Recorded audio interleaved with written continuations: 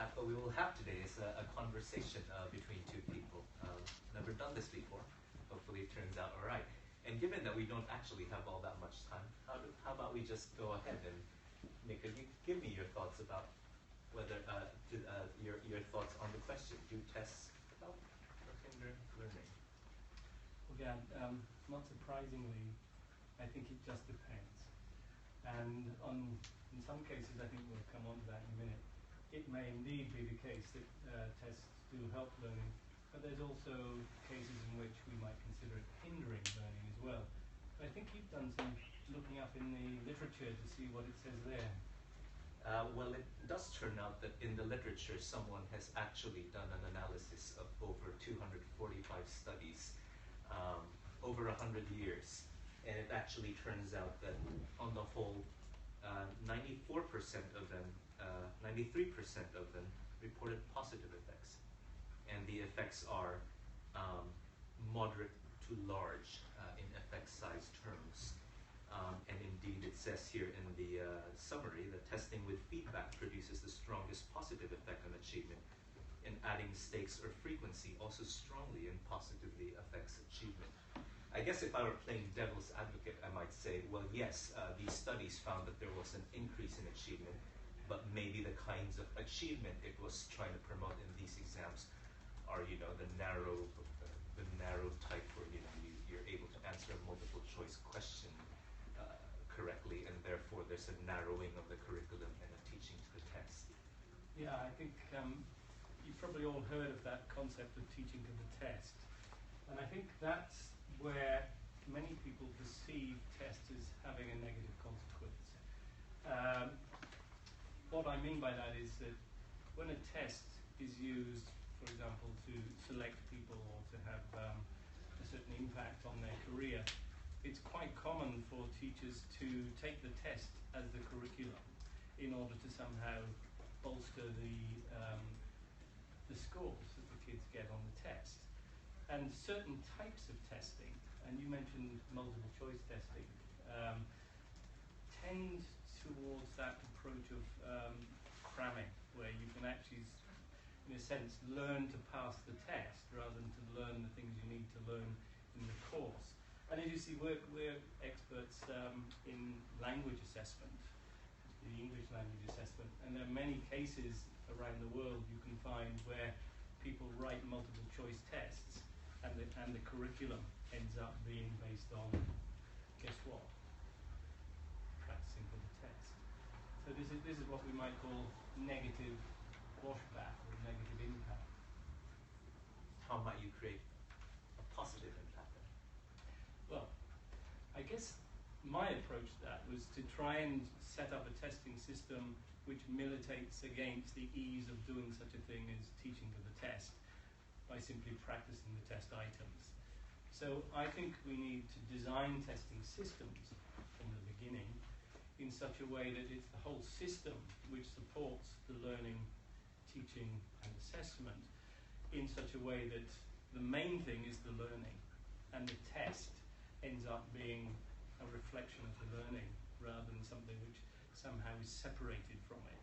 So looking for a systemic approach which provides an overlap between what you teach and what you test. I guess we do have an example of that here. So coming up on the screen are actually some English language exams we have for young learners. And if you take a look at these, you could think that they were exams, but equally well, they could have come from the kids section in the Sunday papers. So it's not the kind of exam that makes kids, cringe in fear at the difficulty of it. And in fact, whole curricula are written around these that do not focus on beating the exam. So here, for example, actually is a course book where kids are actually going on some mission, making food for a picnic.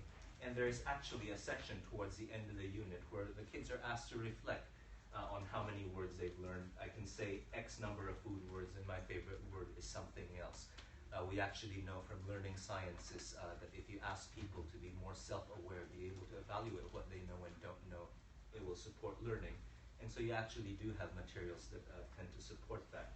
Here's another example where they do the writing task.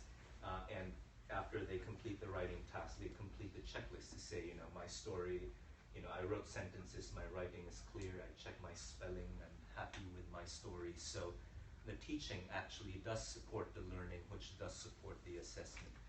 We've in fact gone on and done some work to see what the impact of these exams are. So here are some feedback from children in Spain, in this case, to talk about what they think of the Cambridge exams they've taken. In this case, the child has a Big Ben somewhere in there, and the kid saying, "I want to learn English." And the caption this child provided says, "I draw a picture from me doing the Cambridge exams. They were fantastic because one of my favorite subjects at school.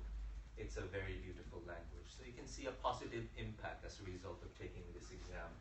Here's another example of two of them going in to do a Cambridge exam, and both of them have this positive, "I can do the exam" attitude.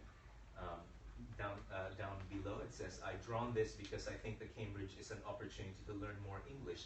I can speak with other person in English. I love English." One last, this child is thinking about leaving Spain in the future and being able to meet with someone else and communicate in English. "Hello, I'm here for the job. My picture represents that if you learn English and take Cambridge exams when you're older, you will get a very good advance at knowing English, because you'll go to the other countries and get a very good job of knowing English." So if you think about these are not our typical ideas of what exams are like. These are very positive images of exams. And I really like these pictures because they demonstrate an engagement with the learning and the process of being assessed, not simply to get the score, but for learning purposes, because they like it, because they want to do something with it in the future, which in a sense is why you want to be learning the language. These are children. I mean, these are in primary school, not secondary school. And of course, it's really important, if you want children to carry on learning, that their experience of taking a test, should they have to do so, is positive. Because if they're categorized as, pass or fail, or if they have an experience which is very alienating, then we all know that it can actually put people off learning for life.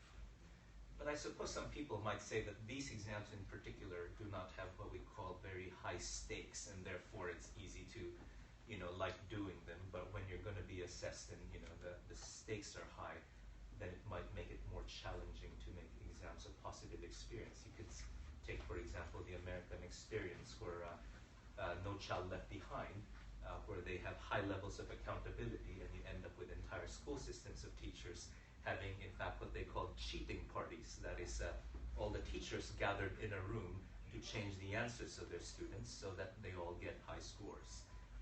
How do you guard against that when the stakes are high? Well, I think this is what I would call a score-driven approach. It's the score which is taking over the importance of taking the test, rather than the learning which precedes it.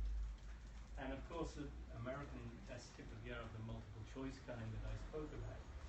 And so it's reasonably easy to cheat by changing the scores of children. Although, as it says, this is very unethical behavior. Our approach embodies what I call positive impact by design.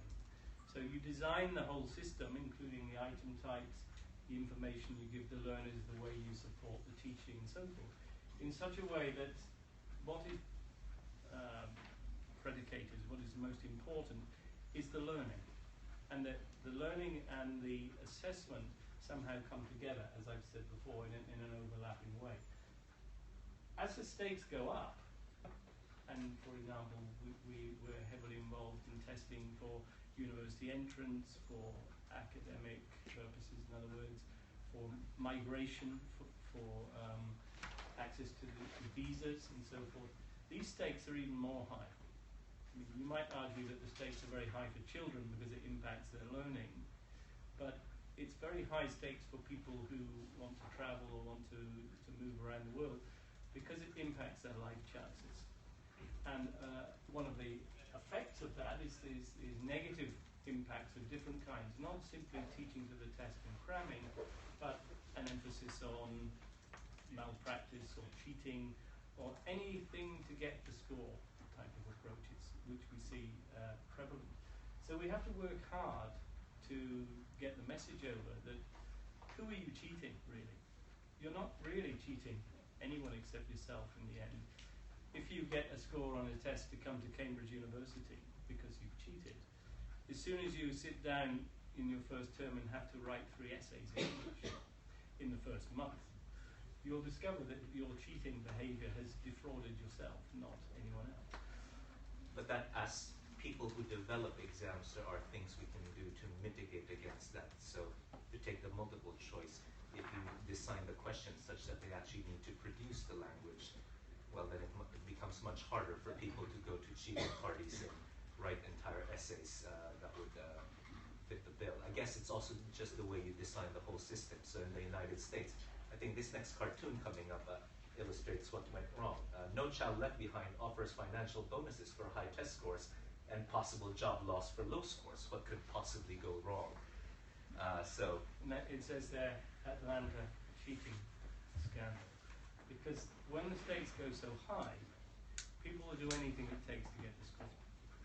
And so the system is, in a sense, set up to encourage the negative impacts we've been talking about.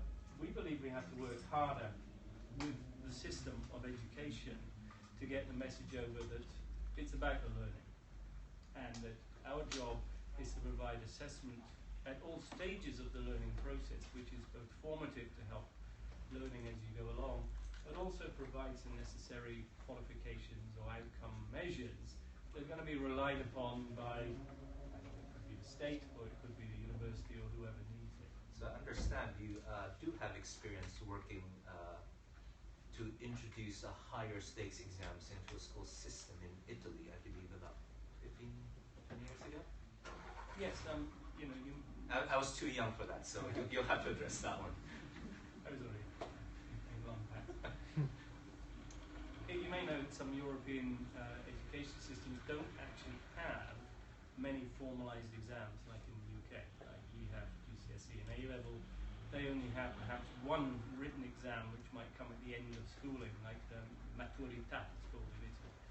Well, that makes it difficult to measure progression across the country to see how different schools are doing or how learners are getting on. And so they came up with a very innovative approach. They called it Progetto Lingue 2000, which means the project for languages year 2000, which sought to implement a kind of ladder system for language progression based on what's called the Common European Framework of Reference. So this was the first time they'd done so. But what they did, rather than sit down and write their own exams and develop a whole exam board like Cambridge Assessment, they invited international language testing providers like ourselves for English, but also German, Spanish, French, I think those were the 4, to propose properly validated exams which fitted into the model of progression they were looking at for the different grades of school, so elementary, middle, and upper school. And they made funds available for schools to have access to this kind of thing.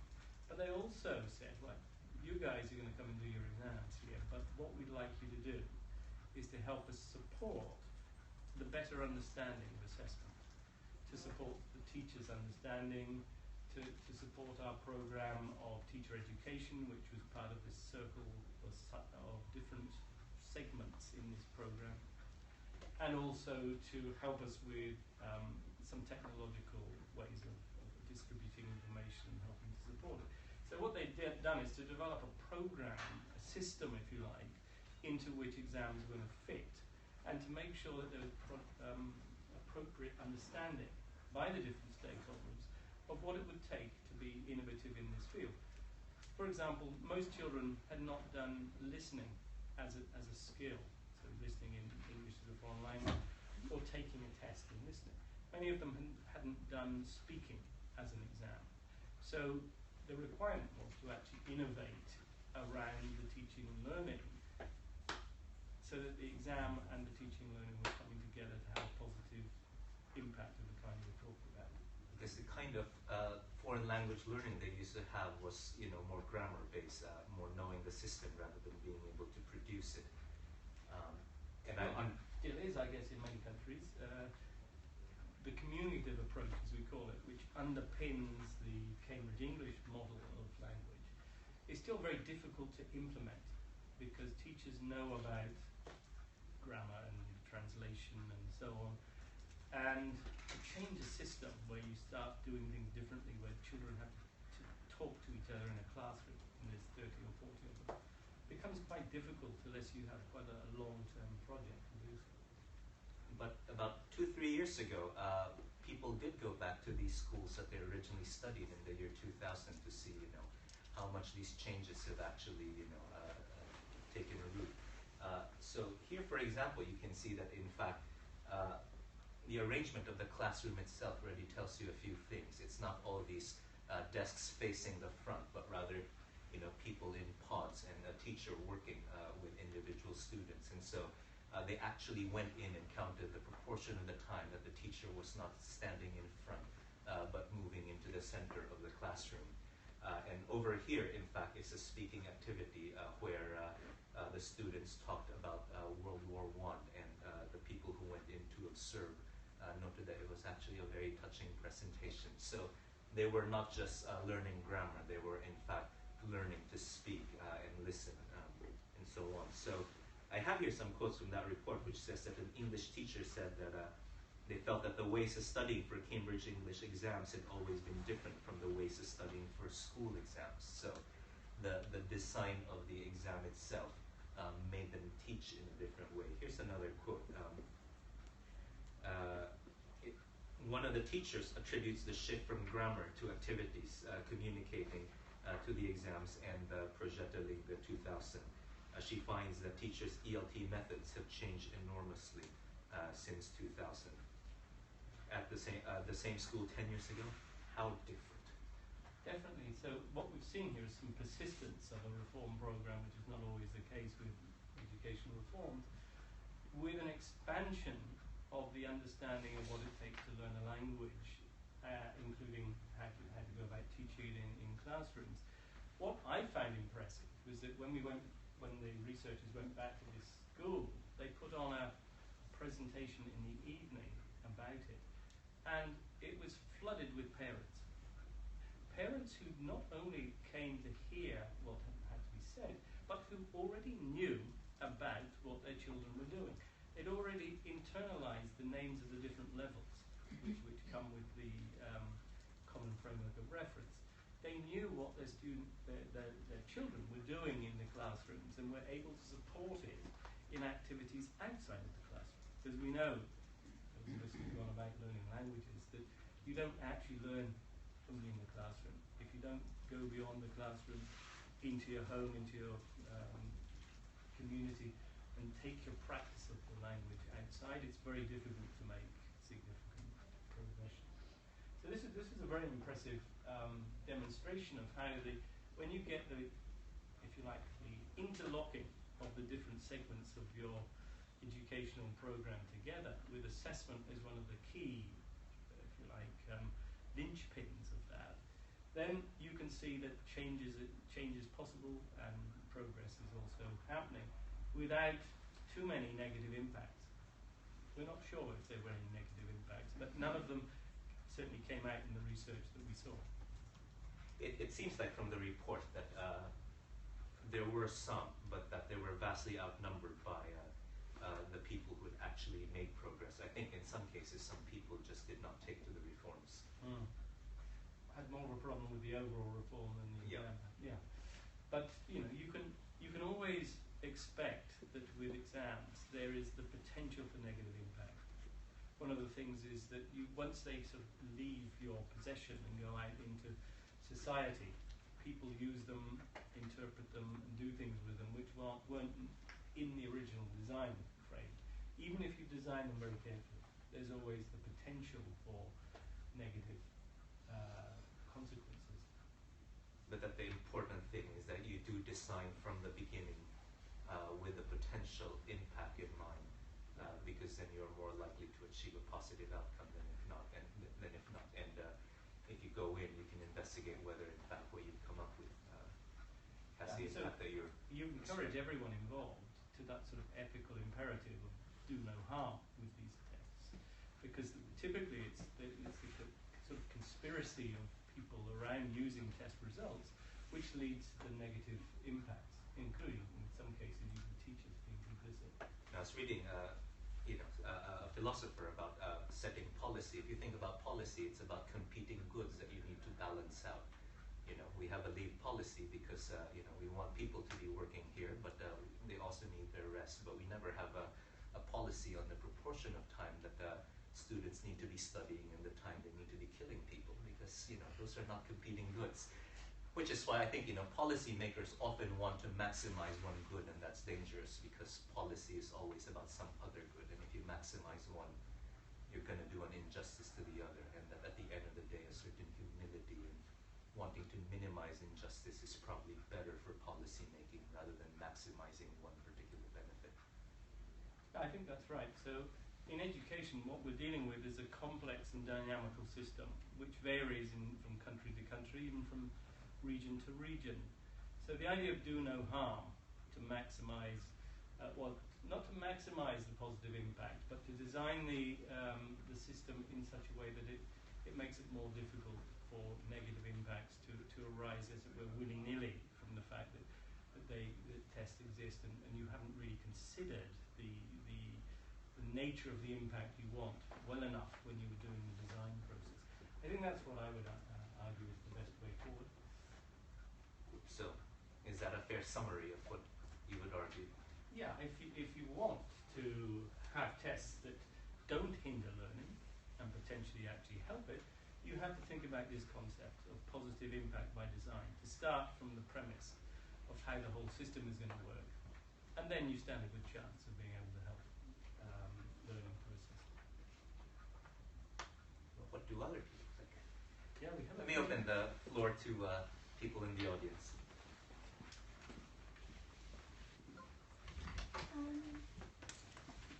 As a dyslexic neurotypical person, it always feels hard to hear the lack of mention of this population in these things.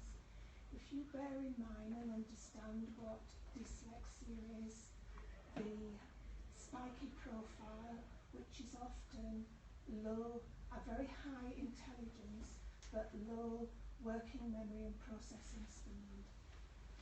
And the examination process, what is it doing?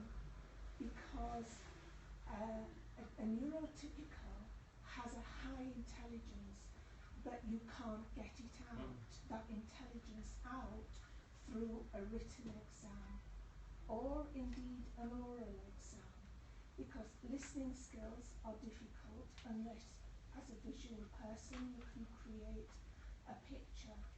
So a dyslexic person is going to have so many problems in, first of all, understanding what the question is asking.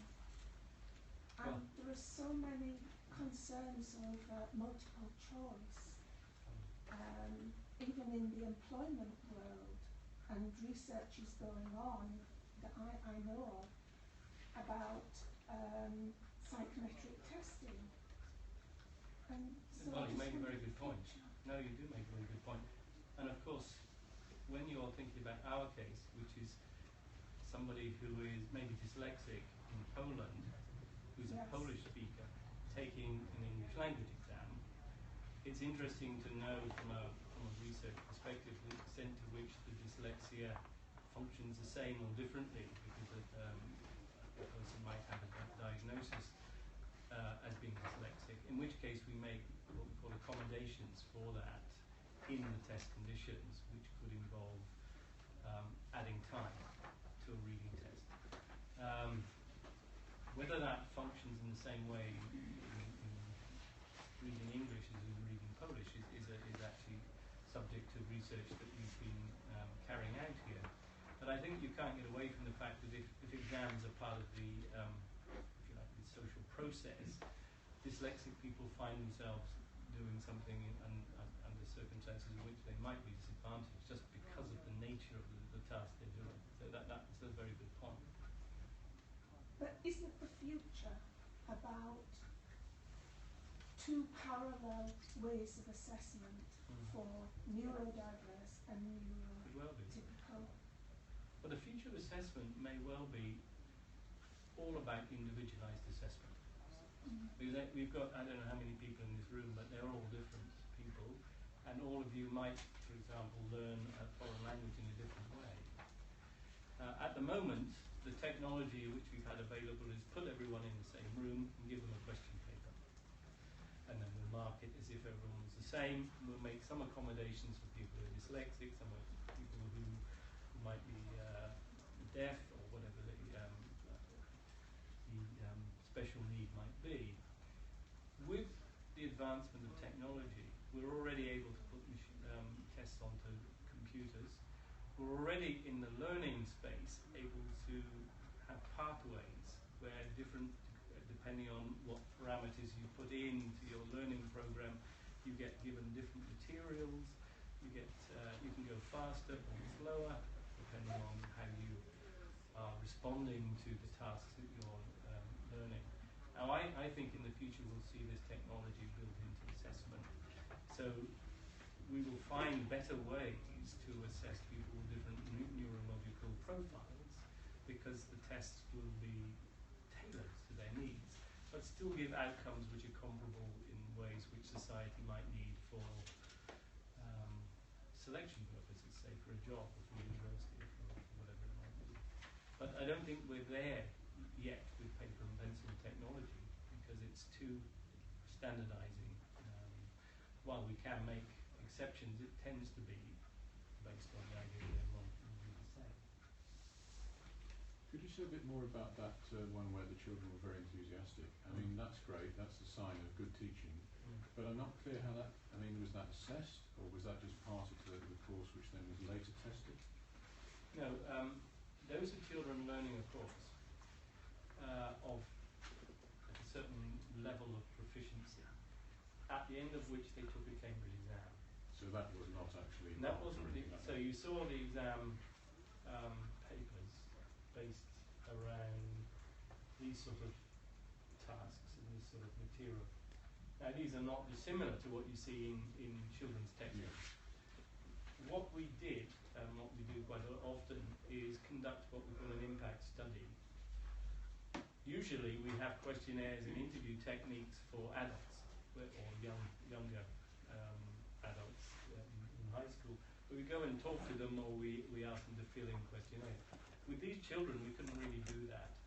So we designed a research methodology to try and elicit from them what they could tell us about their experience of taking a test, or whether they hated it, liked it, or found it beneficial. So we came up with this drawing task to try and get them to externalize in a sort of creative way what they felt about taking a test, and if possible, if they had the language, and some of these kids did, to actually write some comments, which they were given, but this is free rein, they weren't prompted to do that. So what we saw here is some impact of the test in a positive way, we thought. That's how we interpreted it. So we didn't get children crying or complaining and saying, that they didn't want to. In fact, I've seen evidence of some children a bit older than these, I think about 11-year-old, who were videoed when they were told that they could take part in a pilot of a new test, which was a version of this type of test on an iPad or on a tablet, I don't remember which it was. And there were two groups. One group which was going to do the test on paper, and one group doing the test on iPad. The children who were told to do the test on iPad were fairly happy. One child who was told to do the test on paper broke down and cried. Not because she didn't want to do the test, but because she couldn't do it on the iPad. So there's been a whole lot of enthusiasm from children, actually, about being tested when they see it as a positive experience. The whole thing, not just the test, but how it's presented to them, what they're going to be tested on, how they're going to use the information, and so forth. So it's not the case that children can't can't rationalize what they're doing. In fact, they can, and we have a lot of evidence that when they get it, they go home and tell their parents about it, and their parents get it as well. So that impact study in Italy provided us some initial evidence when we first did it, but that showed even more persistence and if you like, embeddedness of that attitude when we went back after a period of, I think it was 10 years. Well, speaking of a period of time, our period of time is up. So thank you very much for coming. And if you have any questions, I'm sure we could stay for a minute or two to address the remaining questions. Thank you for coming.